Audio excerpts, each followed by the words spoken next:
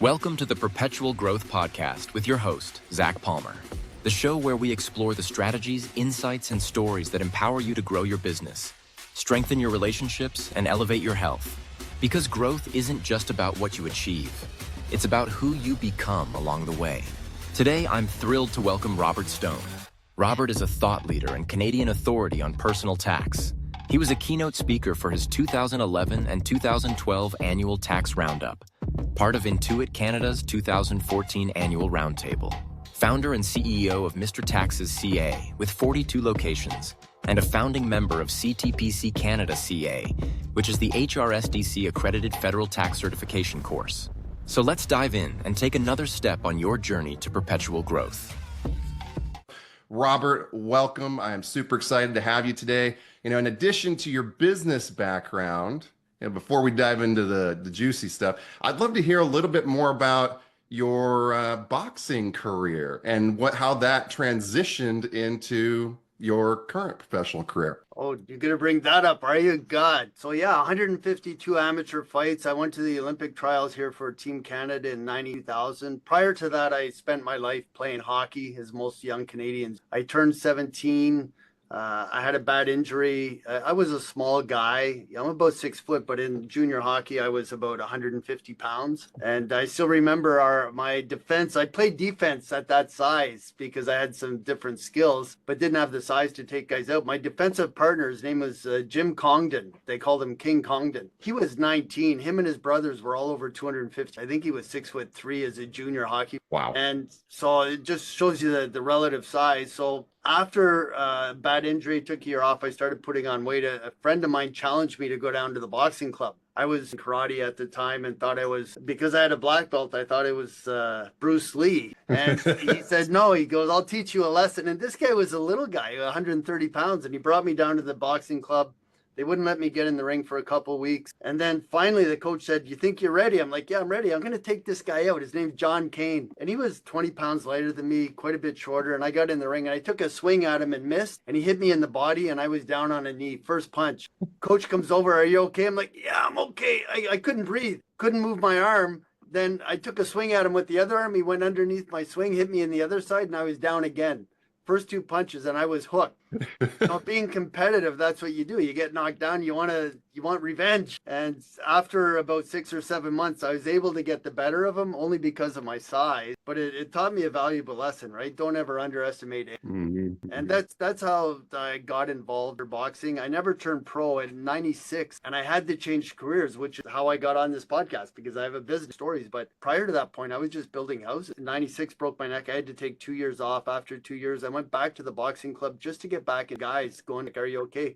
About a year after that, had somebody back out of a fight, and I was sparring with the younger guys, some of the ladies who couldn't hit as hard, and I was getting in the ring just helping them out, and the coach says, we need somebody to fill in for this fight. And at that point, I had about 130 fights, so I had the experience. I just wasn't as good a shape, and this guy got in the ring, and it felt like slow motion. And the coach is talking trash. He says, just take this guy out. So I did, and it was as easy as John took me out in 10 years earlier. Less than a year after that, I sat down with the coach. He said, you got to win the next 16 fights and you're going to Sydney. Don't lose a fight for the next 6. You have to qualify for the regionals, the provincials, like in the U.S., county, the state, the regions. We did the math. I had to win 16 fights in a row. Because as soon as you lose, you're eliminated. That's it. There is a way to get back in. Too complex to talk about here, but 15 fights, a winning streak, managed to come back. Over that year, I got better shape, lower competition, but as you get closer to the finals,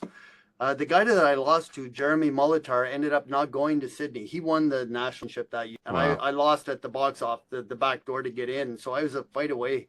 But Jeremy Molitor got hit up on manslaughter charge. He got charged for caught a guy with a stab the guy. And I'm like, everybody's thinking, this guy's a national boxing champion. Why does he have to stab a guy? Just rough the guy up a bit. You're going to the Olympics. You got your career ahead of you. Ruined his life, and the rest is history. I didn't get to go. But because I had to change careers, I had a little bit of background doing basic bookkeeping and tax. My grandparents and my mother doing income tax growing up. I was kind of introduced to it. My grandfather saying, add this up, total these. So I got really, really good at math, calculations, formulas. That was the easy part of school. The rest of the school were the tough parts. I graduated in the 90 per class, my story. But I got into doing basic bookkeeping and accounting, and within 4 years had 42 locations. It just Wow. grown. Now, And now we're franchising. before we expand on that, Robert, there's some interesting parallels in our background. I, like you, am not the biggest guy. I'm about 5'11", and I played football. And of course, I was an outside linebacker. So like you, I was defense, just different sport. But the challenge was, I mean, I think I graduated high school at about 165 pounds. So I mean, even in high school, 165-pound outside linebacker is not a big linebacker. In my senior year, I had herniated multiple discs in my back. I mean, I can remember the play like it was yesterday. You know, they run a fullback sweep. We collide at the line of scrimmage. I'm thinking I got this guy. And then I feel this pop and release of pressure and collapse to my knees. And it was almost like a water balloon popping in your low back. And that experience for me, albeit one of the most physically painful experiences of my life, was also one of the most transformative, because it took me down a path of health and wellness, and was my original career focus for about the first 17 years of my life. And it has still continued to play a role in terms of how I approach business. And there's something that you shared when we were talking earlier. I mean, one of the most important faculties I think you shared, you discovered, was perseverance. Can you speak to how that injury influenced who you are today, and that willingness and perseverance? I mean, building a 42 location organization in a 4-year period is no small accomplishment. So how did these things work together? How is that perseverance, overcoming, I mean, a broken neck, influenced who you are today? I had no choice. I had moved halfway across the country to pursue a dream to a better club, a warmer climate, so I could train year round the year before the trials in 96. And then shortly after the Olympics in 96, it was just a work-related injury. I broke my neck. And since I've had 3 discs, so I can appreciate your pain. What you went through, I had 3 discs replaced in my neck, and I have 2 in my back that were recently replaced, I think due to compensating carrying heavy. All too familiar with that, yeah. Yeah, so the perseverance is knowing that you can succeed at anything. And Brian Tracy, famous American who was actually from Vancouver, his Brian Tracy International is actually still registered in Vancouver. His main corporation is still a Canadian. I didn't know that. Yeah, he's from Vancouver before he ventured off. He says anything can be accomplished one oil barrel at a time. And I remember seeing that quote, and he talked about his story crossing the Sahara Desert. This is 1997, and I had heard that part of the story, and I remembered that part. Anything can be accomplished. His story was crossing the Sahara Desert. You see these oil barrels a couple miles ahead, and you got to make it to the next one because you cannot see anything else. If you go off track, you're lost. Yeah. And when he set out there, people told him that 1 out of 3 people tried to cross the Sahara. This is in the 1970s. And they said, yeah, lots of people come over here and try it, but you boys are crazy. He went with a couple of his friends, and the guy gave him that advice, and he said he took that into the rest of his career. He says, just get that first book launch, get that course started, he says people that don't start end up on Someday I'll, right? You know where that island is, right? Someday I'll get around to doing that first thing. And I took that to heart, and I still remember that. And there's another little thing that I experienced reading a book. I didn't do a lot of reading when I was younger. I encourage people to do it, like read up on those who you admire, those you look up to, your mentors, or a course you want to learn. Read a book. They have ebooks now, and audiobooks makes it easy. But I remember one book. It's called Go Boy, Goboy. Go Boy. It was written by a guy who was a federal prisoner in one of our federal jails, and they took over the jail in Kingston Penitentiary in the 1970s. And this guy that was in the penitentiary wrote a book about that experience. They took over, I think, for a couple of weeks, the inmates took over the penitentiary, kicked all the guards left because they were fearful for their lives. They locked down the penitentiary, and it was run by the inmates for a couple of weeks. And they broke into the segregated cells and took out all the people who were pedophiles, rapists, etc. And they were torturing them and killing them. And one guy, he wouldn't bend, he wouldn't repent, he wouldn't do anything. So they strapped him to a chair, and they drove a knife into his knee and cut him up to the hip, and he still wouldn't scream. And then they poured salt in it. And he said they still wouldn't scream. They broke broom handles over the guy's head. The guy still wouldn't repent or say forgiveness or anything. And he said, that guy survived. He goes, I don't know how that guy survived. He goes, but I still remember the saying, it's amazing what the human body can withstand. And I've said the same thing myself countless times. Yeah, but that book, maybe you'll go back and read it just for that passage. But again, any injury I had after that point. So when I broke my neck, that thought was still in my head. You know what? I'll recover. Luckily, I was in the top shape of my life when that happened. So I was able to recover faster. Maybe having the spine damaged, it was just the vertebrae that were fractured and the herniated discs. But, it could have been much worse. I count my blessings. But those two little things, if you put something, you got to have something in your back. Maybe that parent that told you could do things, having that memory or whatever it is, just have something, some thought. You can do it, achieve whatever goal. No, it holds so true. I mean, I know that's been a major catalyst for me in every single context. I mean, I had 7 herniated discs. I had back surgery when I was 21 years old. I mean, it was the beginning of a very long and painful journey. My days, weeks, months at a time. I couldn't bathe myself, dress myself, but there was something that told me to keep moving. Well, mind you, I did continue to play football for the rest of the year because that's most high school guys, right? Yeah, can't bathe or dress themselves. It's that militant, mentality. But my mom was also a really, it was continued to be a really strong guiding source. I mean, she's had over 50 major surgeries. She's moving on to her 5th hip. I think 6 knees, both shoulders, fusions in her neck, part of her large intestine. I mean, the list goes on and on and on. And, there's a component that is just a sheer will. And she said something to me yesterday that really bothered me. She goes, she's got another major surgery coming up. And she goes, I'm a survivor. I said, Mom, I don't want you to focus on surviving. I want you to focus on thriving. What if you were to shift that idea from just getting by to, and she's coming up on 80 years old, but she looks like she's in her 60s yet. But I'm like, what if you could take that a step farther and really step into enjoying life and get out of this perpetual wheel of having to move from one problem to the next and now focus on enjoyment? And it sounds like to me, that's a lot of what you were able to do, is transform those lessons from a state of pain to how do I actually empower myself, and not only myself, empower others to accomplish the life and achieve the dreams that they want to achieve today. State of pain to a state of... Yes. If we're going to throw the rhyme cliches in there. Yeah, I love it. I was just out with a buddy this morning. I've known this guy from the old boxing days. I moved from Ontario, which is just over New York State, out British Columbia, which is just above Washington State. So halfway across the country, just for all the American listeners.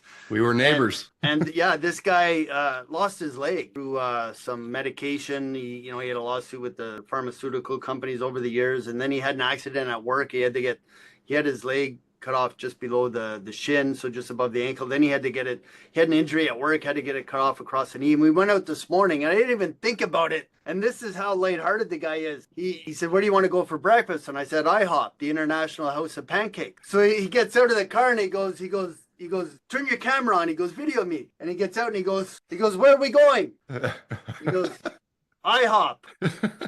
And here's the guy and he's got one leg, and he's hopping his way into IHOP and making light about it. But here's another guy that started that's such a beautiful lesson and gift too. Yeah. I mean, it's either life happens to you or life happens for you. And we create meaning in every single event. And those meanings can either be empowering, they can propel and compel you, or they can imprison you. And, so few people, I believe, have learned to adopt those ideologies. And you talked about self-education too as being a really important part of your current path. And like you, I was not the best student in school, and ironically, now I've a virtually tireless thirst for education. I mean, I read at least about a book a week and continually attend seminars and other events, and I'm constantly following the greats. I love the expression "model the best and forget the rest." So, how tell us a little bit more about Mr. Taxes. Yeah, like what exactly, who are you serving? What are you doing? What are some of the lessons that our audience can take that may serve them in their professional lives and careers? How can they save more money and put more back in the bank and better prepare for retirement? Yeah, it's like one of the number one strategies in Canada, the same as the US. Like, I'm not going to talk about Canadian tax strategies because Sure. 99% of your audience is in the US, but the inspiration part, so there's two sides to any business. It's just like the Michael Gerber book. What is it? The Michael E-Myth? Gerber. Yeah, the E-Myth. And the Mhm. E-Myth revisited, he talks about the tactician and the operator. So you have a business owner versus a business operator. And tax, there's the mechanics of knowing how to do tax. Like in the US, you have the Roth IRAs. In Canada, you have registered retirement accounts. So it's similar thing. You make money, the government wants some of it. What are the top strategies? We're on all the email lists, so we get the top strategies every year. In Canada and the US, one of the top tax saving strategies is having your own business. And I watched a realtor give a strategy session on a webinar, and he was US based, and he said, I don't care, because he caters to Canadian and US realtors. He said, I don't care if you're in Canada or the US, get your structure set up properly, whether it's an LLC, C Corp, an S Corp, whatever level of business you're at. Talk to your local accountant and talk to a couple and get the advice. So get set up with the proper business structure. And, my partner says to me, he says, when we drive by the gas station in the mornings, she said, I gripe about the gas prices. And she looks at me and she says, just make more money. So there's two sides to it. Something like what you do, Zach, you help people, grow their business revenues by bringing on more clients, the sales side, the marketing side, whatever it is. You have to do that yourself as a business owner. So whatever business you're in, if you're selling smoothies, I get all these smoothie feeds on Instagram because I've been clicking on them, and it's how to lose weight. My weight went way up. I now lost 30 pounds in 4 months, and I'm on the weight loss. I'll never get down to 145 again. I'm sitting about 200 right now. Yeah. 55 pounds over what I used to fight at. And I don't know where it all is. It's hiding, but we all know where it's hiding. There's an old boxing picture there up on the wall. That's when I was 145, and I leave it up there just to remind myself. But the business is the business, whatever it is. You can be doing landscaping, lawn mowing. Here, there's a business, I think they have them in the US, Jim's Lawn Mowing. The guy has 2,000 franchises. Do you need to know how to cut grass? Start the lawnmower and you push it. Yeah, right. There's, Brian Scudamore, 1-800-GOT-JUNK. They did $500 million in revenue last year. The guy started out with a $700 pickup. I just sent him a copy of my book because he sent me a copy of his book. He was on LinkedIn one day, and I've met him because we're on the Canadian franchises. So I've met him a couple of times. Real humble guy. He's a real character. He's one of the panelists now on the Canadians version of Shark Tank called Dragon's Den in Canada. So he's one of the cast members now. And he sent me his book, but he started out with a $700 pickup. He was supposed to be a doctor. So you can start a business doing anything. Even if you have a day job, get that side hustle going. There's so much value in that too. And I think you've really touched on an important point. And so many people overlook this, is there are a tremendous number of write-offs we experience as a business owner. And to your point, it doesn't take much. You don't need to be doing much, if any, hardly at all revenue to be able to take advantage of some of those tax allocations and savings.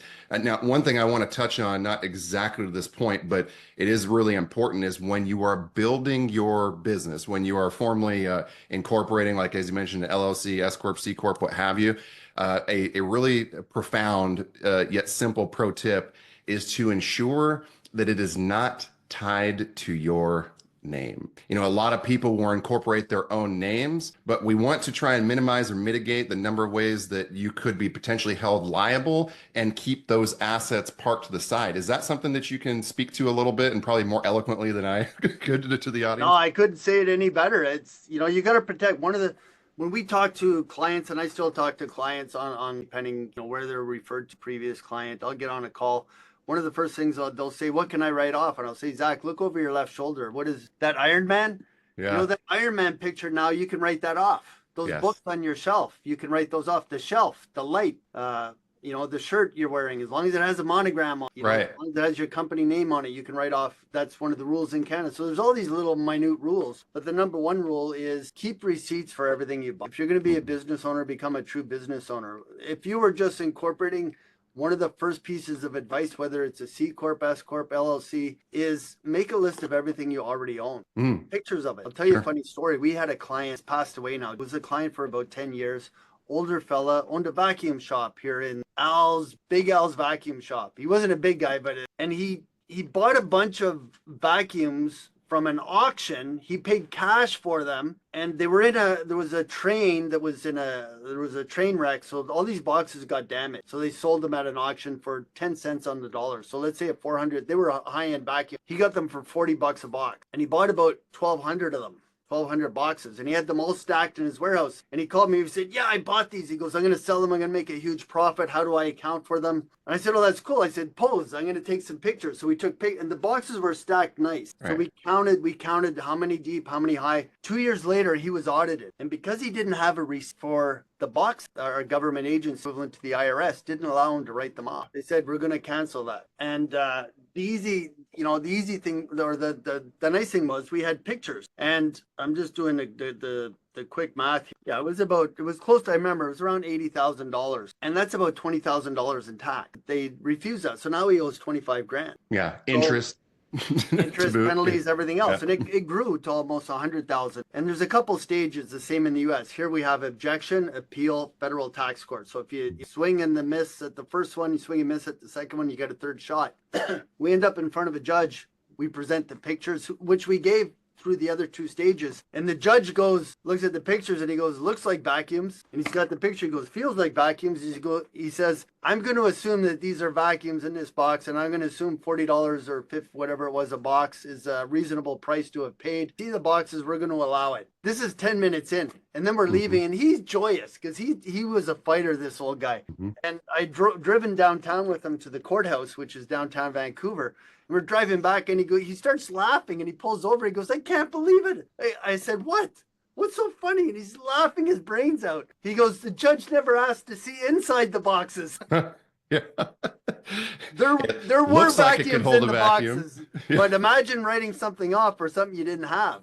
And I saw a story. There was a guy actually had a furniture store in New York, and he had all these boxes, and he actually wrote them off with the IRS. And I came back and found out those boxes, I think they were big screen TVs. Oh, wow. And he wrote them off. And because I was researching something, I ran across that story. So there's the other side of the story, right? Be honest. Yeah. Be truthful. 9 times, out of 10, 99 times out of 100, probably you'll be successful. If you fight for what you truly believe is legitimate in business, you'll find the right person who can support you in doing it, whether it's a tax lawyer, experienced accountant, CPA, whoever it is. Find the person that's going to help you fight for what you believe. Because if you believe 99.9 times out of 100, it's legitimate. It's just like your Ironman pick. You bring up a really great point. And I would love to have you share your best knowledge and interest on this. Is how, for the listeners, how do you find or evaluate who those potential individuals are? How do you find the right CPA? Well, I mean, what questions would you ask them? And, what are there are so many, unfortunately, charlatans in today's world that are more than happy to take people's money, that promise all the best outcomes and rarely deliver. And in particularly in this field where there are so many idiosyncrasies relative to the specific businesses, the industries, the list goes on. How do you go about interviewing the right people to represent and safeguard your business and assets? I would say, interview multiple people, list your problems on a paper. And I had an old mentor, he took a piece of paper, folded it in half, and he said the pros and cons. Pros and cons, for example, am I going to get on Zach's podcast? What's the pros, what's the cons? Not too many cons, right? So it's easy decision. Sure. But when you're choosing somebody, if you have to look at the dollar value. And then you have to consider, is it worth fighting? And for somebody making $1 million a year, I have a client making about $15 million a year, gross revenues. He pulls out about $1 million a year. He pays $80,000 in tax every year. Just to throw them a bone, just to say, hey, I don't want them coming looking at me. I want to give them a little bit so I stay off the radar. And every year I cringe. I say, why are you paying that to them? It's just my conscience. He doesn't have to pay it. We actually have strategies set up for him that he never has to pay another penny of personal. So you have to look at what the personal repercussions are, right? Is it $1 million? If it's over $1 million, why not just declare bankruptcy and tell them to go pound salt? Your incoming president has declared bankruptcy twice. Right. Doing not too bad. I just read his net worth still about $6 billion. There's a lot of zeros. Right. Oh, yeah. Right? So first, weigh the costs. And then second part, if you think it's reasonable to fight, get some advice on it. Family members, you have to talk to your spouse or your business partner, kids, if they're older. Then second decision, how do you find the right person? It doesn't have to be a CPA or a lawyer. You have to find out who is authorized to represent us? In Canada, you can have an accountant who's registered with the Canadian government. Doesn't have to be a tax lawyer, can represent you all the way to federal tax court. The first step, let's say you owed some VAT tax, state tax, you would first object it. Then if that's the same people that ruled it on it in the first place. So we file objections with just a couple lines. We don't put any effort because we know they're going to refuse it now. So then it goes to appeal. It goes to a separate department. If that's refused, 9 times out of 10, those are negotiated. And then 1 out of 10 might go to federal tax court. So find somebody that can take your fight all the way so you don't have to teams partway through. Okay, fantastic. Now, as we wrap up today's episode, before I bring us to conclusion and invite you to share with our listeners how they can get in touch with you, and we discussed a special gift that you've got for everybody, which I'm excited to announce as well. If you had, and I love asking this question, and I hate when people ask me this because I'm like, you're asking me to narrow out on one. If you had one, be it life principle, business principle, one quote, one mantra, something that has led and afforded you the lifestyle that you live today and the successes that you've experienced, can you think of one thing, one story, anything that you feel would be really valuable to the audience? One quote, pretty simple. I didn't even know this ahead of time. If you don't ask, you sleep alone. If you don't ask, it's more of a sales strategy, but the big partnership we got, everybody in the US knows who the UPS is.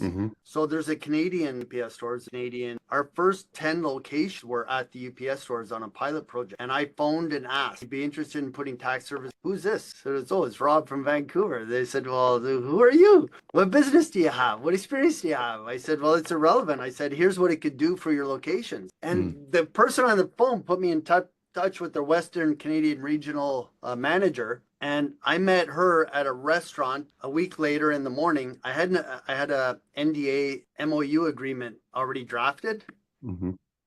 We spent an hour chatting over breakfast. She looked at it and instantly we had 10 locations, one of the world's biggest companies. It's like getting your product into Walmart or getting, your new synthetic oil put into Esso or Chevron or Sunoco. Right.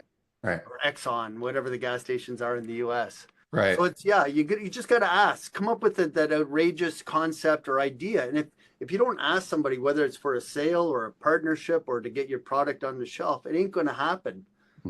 What's the worst they could? That is such a powerful principle. I found myself saying that to my fiance not too long ago. We were joking about something, but it holds so true. And really in every area of our life. How much was the ring? What's that? How much was the ring? Right. Yeah. No, she's already got that. That's the good news. Okay. Awesome. She got that, which we had that same conversation, I think, at that time too. But it's so true. And it's such a simple principle. If you don't ask, the answer is always no. And the worst answer you can get is no. So there's really no risk in asking. Continue to have that persistence and perseverance until you get the outcome that you desire. I mean, really, really simple and straightforward. So, thank you for spending your time with us today on the Perpetual Growth Podcast. And a big shout out to Robert today. It has been an absolutely fantastic a joy bringing you on here. And I really value today's conversation. Again, for our listeners, this is Robert Stone. Robert, where can our listeners connect with you or learn more about what you're working on and what's going on? And again, if you'd like to share the special gift and invite, I would certainly appreciate it. Yeah, I appreciate it if you put the link somewhere around the video, whether it's on YouTube or Spotify, wherever the 1,000 platforms you're on. I've seen you all over the internet. MrTaxes.ca is the website. AskMrTaxes.ca is for questions, but you can get to us through the MrTaxes.ca. And the gift, I'm glad you reminded me of that because we got chatting and I forgot all about it. Let me just grab a copy. Please. We talked a bit about Brian Tracy. And a lot of people in the U.S. know him, but not a lot of people in the U.S. know that Brian Tracy International, is actually, he grew up in the East, moved out to Vancouver, and then he ventured off around the world, he's in San Diego now. But his 93rd book just came out, co-authored with yours truly. So we just co-authored with Brian Tracy, which was an unbelievable experience. Got to spend a week with him down in San Diego doing the interview. That could all be found on our website, but we have a complimentary e-copy for all your listeners, Zach, and gratitude for being on. It's MrTaxes.ca. It's just MrTaxes.ca /Brian Tracy. And I'm sure you'll put the link somewhere. Everybody can enjoy a complimentary copy, but there's 25 stories in there. Entrepreneurs, most of them from the US, a couple from Canada, a couple from Australia.